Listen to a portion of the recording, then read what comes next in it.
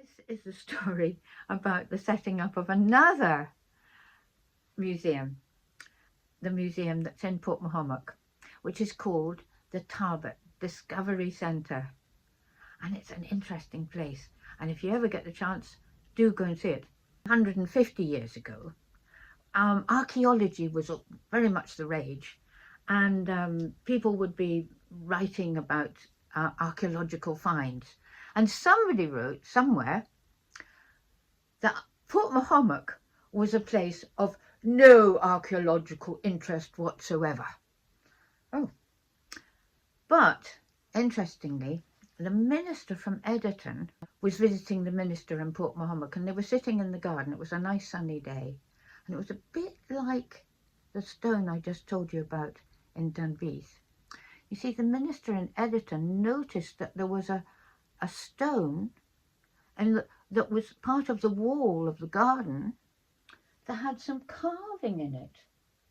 And he said, I'm sure I'm seeing a face carved into that stone. And they went and they had a closer look, and sure enough, when they looked, they could see some carving.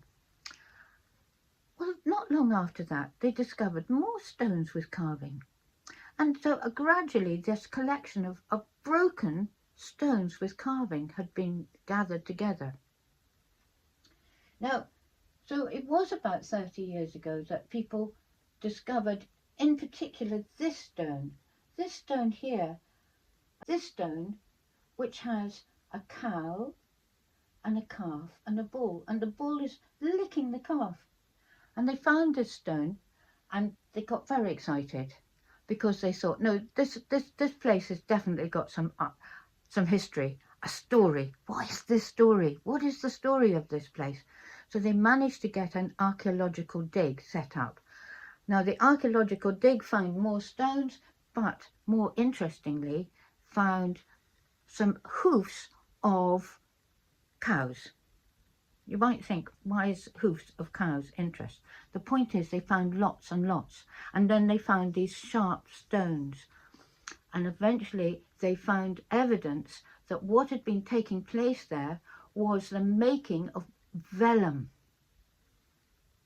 Vellum was like the paper that they used for making the beautiful illuminated manuscripts. Now, they found all the archaeological evidence of this and realized that not only were they carving stones, but they were making the vellum that could be used. And they carried on research, and they thought this is the vellum that was used for making the Book of Kells.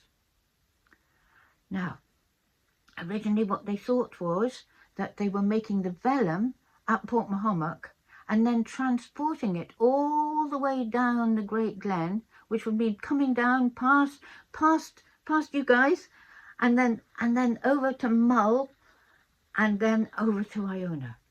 It's a long journey. It's a long journey now. It must have been a very long journey then.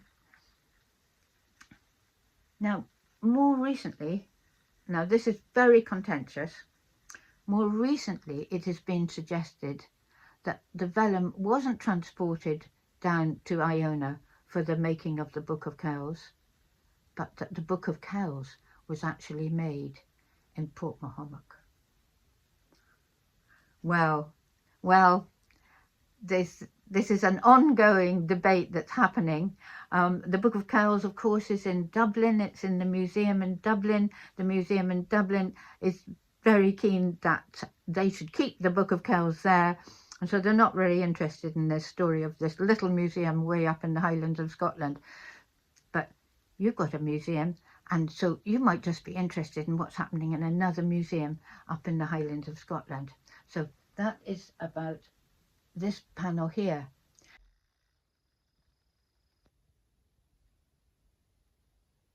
Now, there are so many stories in this quilt.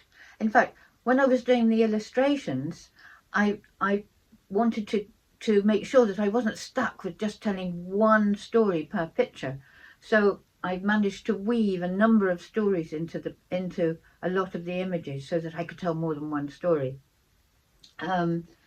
And so I could be here telling stories for, well, for days actually, and that would be too long for you, I'm sure.